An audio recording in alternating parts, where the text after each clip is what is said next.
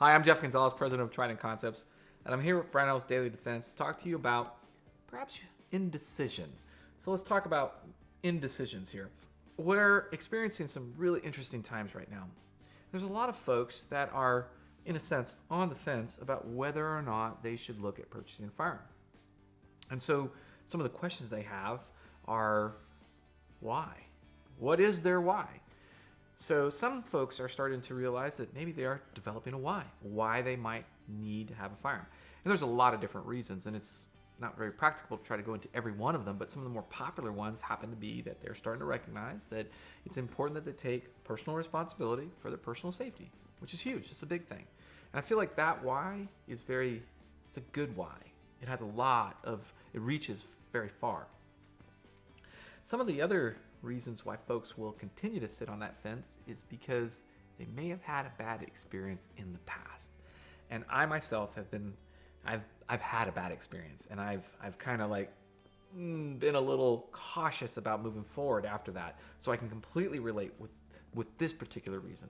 But I will tell you that bad experience was hopefully something that was in your past and can be a lesson learned as far as how to avoid that bad experience. Most of the time, the bad experience can be the actual shooting experience itself, or perhaps the relationship that you had with the instructor, and those can obviously be remedied. Those can be changed. You can improve upon maybe your eye and ear protection. You can look for a different instructor to provide you with the information. So there's ways to work around that.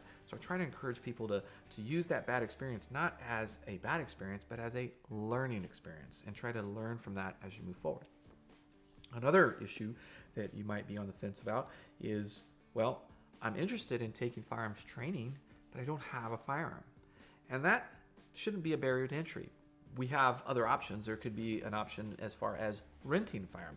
Many locations, many instructor training schools will offer that to their student customer base. And I think that's a great thing, because maybe you find out that whatever aversions you might have had were not really they were unfounded, because as you went out there and not purchased but rented this firearm, you got to experience it firsthand and realize, okay, I might not have been as accurate in my thinking as I originally thought.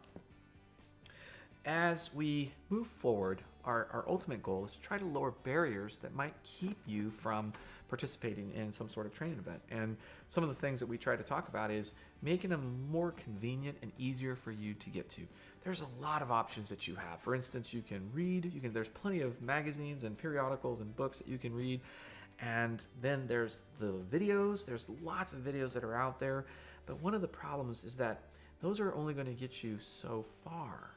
You're still going to need to have a little bit of a hands-on approach to really develop this. So don't be afraid to get out there as far as the hands-on approach. There's a lot to be gained by all those other reference materials, but you're still going to probably need to get into a training class. So what the instructors and the companies can do to help lower those barriers is to make it more inviting, get more engaged with the folks that potentially are still kind of not entirely sure. One of the things that also can be maybe a reason why you have chosen not to take that training is because you're not sure about the reliability of these firearms. You're questioning about how reliable they are, and again, this can tie into that bad experience. And one of the things that I've shared with folks is that there are definitely manufacturers that will produce a more quality firearm, and you usually get what you pay for. But through a little bit of maintenance and learning and understanding of the firearm, you can probably avoid some of those other issues. Sometimes those other issues are not necessarily gun related. They're sometimes operator end user related. One of the last things that we talk about is going to be an aversion to the kind of moving into the other side of the fence, because you're concerned about the safe storage of the firearm. You're not sure about keeping that firearm in your home. And I can completely respect that, particularly as a father and having young children.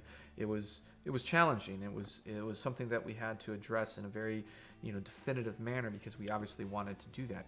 But if you think about it, you already childproof your home from electronic sockets and chemicals and other dangers that your children could be exposed to. So if you're concerned about that safe storage, just realize that there's a lot of things that you can do to mitigate that and to actually create a safe environment.